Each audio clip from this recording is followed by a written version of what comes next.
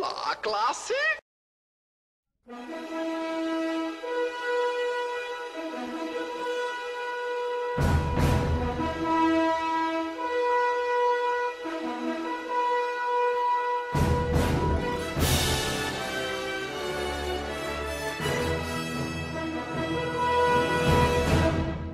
No começo, Deus criou o céu e a terra. A terra era um vazio, sem nenhum ser vivente, e estava coberta por um mar profundo. A escuridão cobria o mar, e o Espírito de Deus se movia por cima da água. Então Deus disse: que haja luz.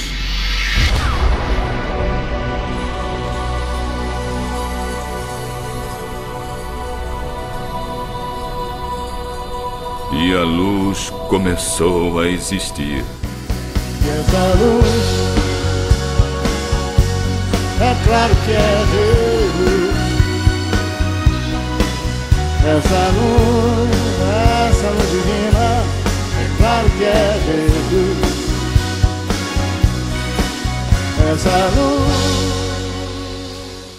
É com alegria, então, que a gente discute um pouquinho a respeito do criacionismo com os alunos do terceiro ano do ensino médio da Escola Chafi, a respeito dessas questões da criação do mundo, da criação do ser humano, que é um assunto que permeia toda a humanidade, principalmente nos tempos atuais, né? Há muito essa divergência em respeito às teorias existentes. No caso, foi pedido para mim para estar falando um pouquinho a respeito do criacionismo. Foi colocado aqui fixismo. Dentro da filosofia, da teologia e da ontologia, nós não falamos de fixismo. Nunca vi entre os teóricos, nem li a respeito de fixismo. A gente sempre fala do criacionismo. O criacionismo que é justamente essa teoria que relata, que fala da existência de tudo que nós vemos e sabemos a partir de Deus. Como isso ocorreu, como isso aconteceu, nós não temos dados científicos, né? Temos dados da fé e do acreditar. Só sabemos que o criacionismo, né, é uma teoria defendida não só pela Igreja Católica, mas por diversas outras religiões e também por diversos cientistas. Então o criacionismo, que é essa teoria que defende Deus como criador de tudo. Aí ele disse: agora vamos fazer os seres humanos. Eles terão poder sobre os peixes, sobre as aves, sobre os animais domésticos e selvagens e sobre os animais que se arrastam pelo chão. Assim Deus criou os seres humanos. Alguns teóricos, mesmo dentro da igreja, né, que acreditam no criacionismo, falam que Deus criou tudo exatamente como está. Na verdade, também existem outros teóricos que acreditam que Deus criou e que no decorrer da história, dos séculos, dos milênios, isso foi se desenvolvendo, né? No caso, aconteceu esse evolucionismo. Na verdade, a igreja nunca foi dogmática em relação a isso. Na verdade, existe um dogmatismo mais a respeito em relação à ciência do que necessariamente com a igreja. Que a igreja aceita que há mudanças, que há mutabilidade nas pessoas, nos seres, mas, na essência, acima de tudo, Deus como o Criador, como aquele que dá o pontapé inicial. Não uma simples partícula, não um Big Bang. Pode ser que aconteceu isso? Pode até ser. Mas antes disso, o antes, a gente quer chegar nisso. Uma das perguntas da filosofia, né, que os filósofos, e muitos deles fizeram, é justamente em relação a isso, e antes. Certeza absoluta, ninguém entende nada. Mas nós chegamos a essa conclusão pelo dado da fé e acreditamos piamente que essa teoria e eu, para mim, mais do que uma teoria, uma certeza de que realmente Deus é o fundador, o criador, né, o pensador de tudo aquilo que nós temos, de tudo aquilo que nós vivemos e dos seres que existem.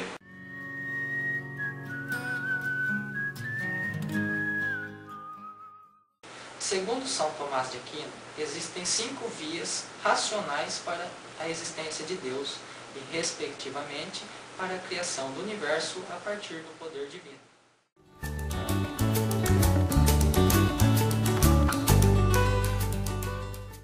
Tudo que se move é movido por alguém. É impossível uma cadeia infinita de motores provocando o movimento dos movidos. Logo há que ter um primeiro motor que deu início ao movimento existente. Esse motor é Deus. Entendeu?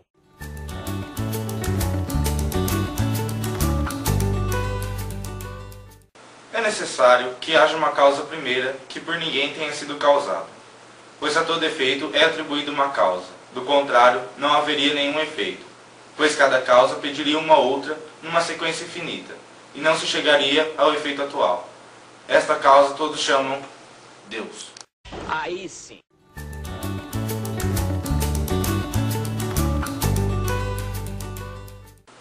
Todos os seres que existem no mundo são contingentes, isto é, aparecem durante um tempo e depois desaparecem. Mas nem todos os seres podem ser desnecessários, senão o mundo não existiria. Logo, é preciso que haja um ser necessário que fundamente a existência dos seres contingentes e que não tenha a sua existência fundada em nenhum outro ser. Esse ser necessário é Deus. Vocês vão ter que me engolir.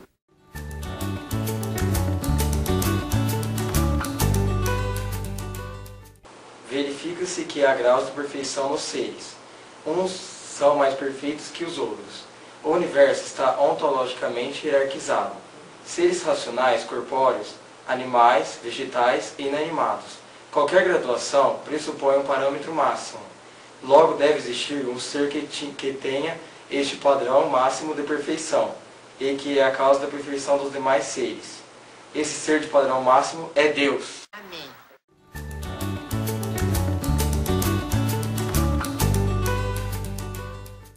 Existe uma ordem admirável no universo que é facilmente verificada. Ora, toda ordem é fruto de uma inteligência ordenadora. Logo, há um ser inteligente que dispôs o universo de forma ordenada, da mesma forma que as letras de um livro não são colocadas ao acaso. Logo, a ordem existente no mundo prova a existência de uma inteligência que ordenou todas as coisas nos mínimos detalhes. Nos seus mínimos detalhes, mas prossiga. A essa inteligência suprema damos o nome de Deus. Louvado seja Deus. Amém. Como se pode ver, não faltam argumentos para provar a existência de Deus, mas cabe a cada um seguir a teoria que julga ser a mais correta. Porém, em teorias como a abiogênese, biogênese e panspermia, podemos encontrar certos erros que levam a conclusões que desmentem essas ideias e firmam o fixismo.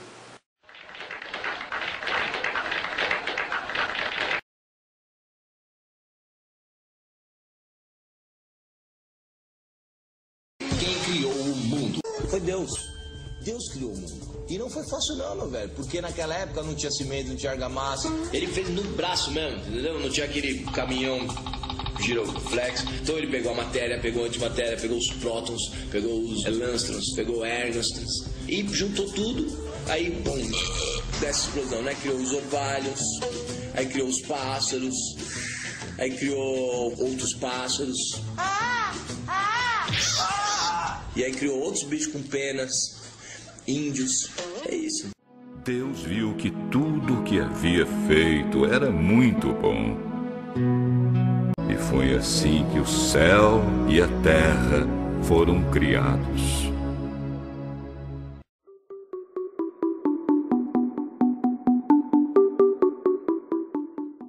A biogênese. Estudo sobre a origem da vida a partir de matéria não viva, ou seja, geração espontânea. Como a matéria bruta poderia gerar a vida?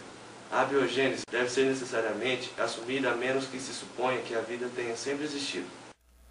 Francesco Redi, um dos precursores da biogênese, fez um experimento no qual colocou pedaços de carne em frascos separados e tampou um. Semanas depois, percebeu que o frasco que não estava tampado continha larvas, enquanto o fechado não. Assim nos mostrou que as larvas existentes ali surgiram pois a carne ficou exposta às moscas que depositaram seus ovos. Foi dessa forma concluído definitivamente que todos os organismos conhecidos surgem apenas de organismos vivos pré-existentes, descartando essa teoria.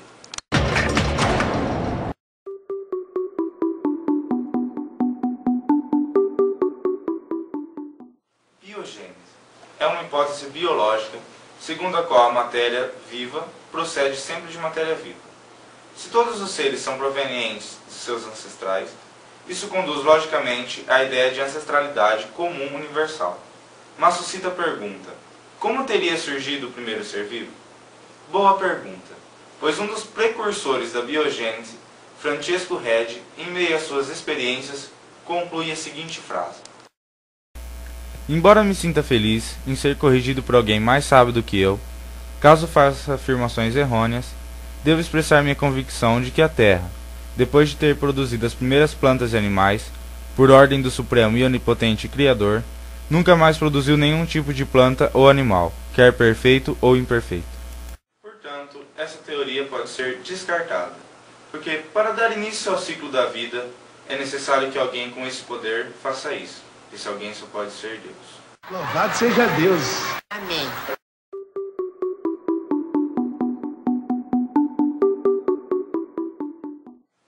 Panspermia. Essa teoria defende que a vida chegou à Terra através de meteoritos que continham bactérias deslocadas pela pressão de radiação, que ao chegarem evoluíram e promoveram a vida na Terra. Ai, que burro, dá 0 pra ele. Como a suposta vida poderia sobreviver aos raios ultravioletas, raios gama, o vácuo do espaço, as temperaturas muito altas, ao tempo de exposição ao universo e tantos outros fatores prejudiciais? Isso é ridículo. Hoje, essa teoria parece inaceitável, pois as partículas vivas não suportariam a ação direta dos raios ultravioletas, de curto comprimento de onda e alta temperatura, incompatíveis com a vida que conhecemos.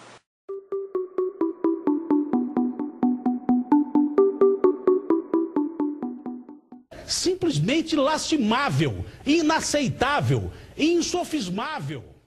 Só um ser muito superior para criar algo tão harmônico e tão perfeito como nós vemos. Não sei se uma partícula, por mais potente que ela seja, seria tão capaz de criar tudo perfeito como nós temos hoje.